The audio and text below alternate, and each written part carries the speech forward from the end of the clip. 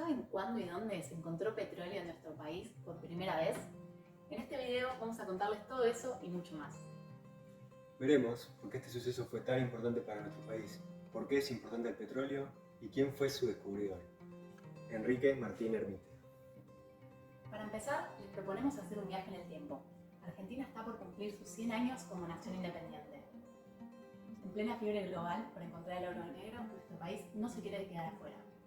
A diferencia de los Estados Unidos o de los Emiratos Árabes, cuyos descubrimientos son financiados por privados, en nuestro país el Estado Nacional se hace cargo del descubrimiento del petróleo.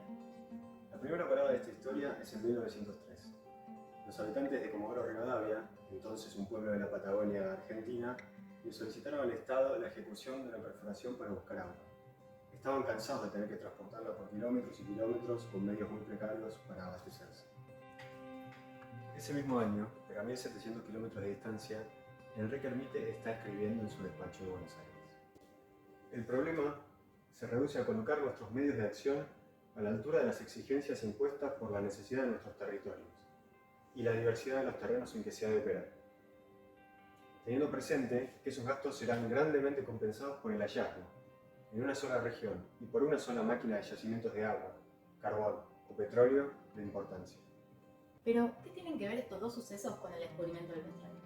Corre el año 1905 y Ermite dirige la recién creada División de Minas, Geología e Hidrología, que poseía dos objetivos específicos. Por un lado, ejecutar las exploraciones geológicas, especialmente de combustibles y fuentes minerales, y por el otro, elaborar un mapa geológico e hidrológico del país. En la desértica estepa patagónica que rodea Comodoro Rivadavia, se vislumbra hace meses una alta torre metálica. Ingenieros, técnicos, peones y ayudantes trabajan sin parar para encontrar el agua que tanto necesitan para abastecer a los habitantes del lugar, pero aprovechan la oportunidad para explorar y conocer la corteza terrestre y encontrar tal vez el petróleo para abastecer el país. Sin embargo, el primer intento fracasa. La máquina de corona de diamante utilizada en la perforación no puede atravesar los 175 metros de profundidad debido a las dificultades del terreno para ese sistema de perforación. La división no abandona el proyecto. En 1907 se instala la máquina perforadora sugerida por Ermite. A fines de noviembre, la máquina logra perforar a 515 metros, algo más del límite de su capacidad, pero siguen sin encontrar ni una sola gota de agua ni una capa geológica de interés. El ánimo del equipo, a cargo de José Fuchs y Humberto Beguín, no decae.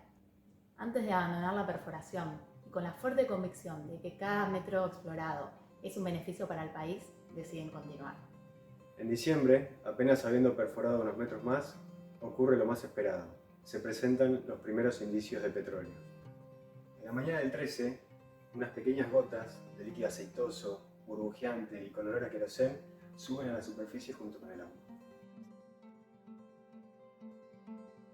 Por esos días, Ermite, sabiendo la importancia del suceso, escribe: El descubrimiento en Comodoro Rivadavia, si bien imprevisto, no deja de ser también el resultado de la fe ciega en las consecuencias que tendría para la República las investigaciones de su subsuelo y un empeño constante de varios años por organizar y proseguir esos estudios. Un siglo después de la fecha de nuestra emancipación política, se produce este descubrimiento de trascendental importancia, pues marca el principio de nuestra emancipación económica y señala un nuevo rumbo en la evolución de la riqueza, permitiéndonos entrever para un futuro más próximo la entrada a la fase industrial. Entonces, ¿qué es el petróleo? La palabra petróleo literalmente significa aceite de piedra y es un combustible fósil. Se trata de depósitos del pasado geológico, de materia orgánica, por eso fósiles, que han atravesado presiones y temperaturas que los han madurado. Lejos de ser depósitos de dinosaurios o de grandes animales, se tratan de acumulaciones de microorganismos, en general marinos, como el fitoplancton, que al sedimentar terminan conformando una roca madre. Al madurar en profundidad, se generan compuestos orgánicos llamados hidrocarburos, que pueden estar en estado líquido, como el petróleo crudo, o en estado gaseoso. Pero, ¿para qué sirve el petróleo? Los hidrocarburos se utilizan principalmente para generar energía motriz, eléctrica y térmica. También son la materia prima en la industria del plástico e intervienen en una infinidad de procesos industriales. Y si bien hay una migración hacia nuevas fuentes de energía, los hidrocarburos, como el petróleo, son aún hoy en día la principal fuente de energía utilizada. ¿Pero quién fue Ermite, el llamado descubridor del petróleo? Enrique Martín Hermite nació en Buenos Aires en 1871. Cuando termina el secundario, decide viajar a Francia para estudiar Ingeniería Civil de Minas en la Escuela Superior de Minas de París. En 1897 regresa con su flamante título bajo el brazo, el cual revalida en la Facultad de Ciencias Físicas Naturales de la Universidad de Buenos Aires en 1901. Para formar la primera generación de geólogas y geólogos argentinos, Enrique aprovecha su doble pertenencia. Además de trabajar en la división, es profesor de Geología, Mineralogía y Petrografía en el doctorado en Ciencias Naturales de la UBA. En sus cursos, entonces, ofrece a sus estudiantes universitarios la posibilidad de trabajar dentro de la división de Geología, Minas e Hidrología, y de esa manera nutrirse de los experimentados geólogos europeos que ya trabajaban allí. En palabras de Hermite, la división tuvo en cuenta como razones principales para la contratación de expertos extranjeros la necesidad imperiosa de aumentar su personal de geólogos y ofrecer un aliciente a los alumnos del doctorado en ciencias de la Facultad de Ciencias Exactas, Físicas y Naturales de nuestra universidad. no solo geólogos varones trabajaron en dicha división.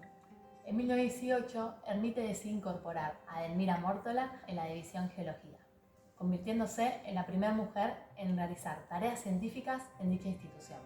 También se convirtió en la primera geóloga argentina al doctorarse con una tesis dirigida por Hermite. Su trabajo como formador de geólogos y geólogas, impulsor de actividades geológicas y mineras, y descubridor del petróleo en Argentina, fue reconocido en diversos ámbitos.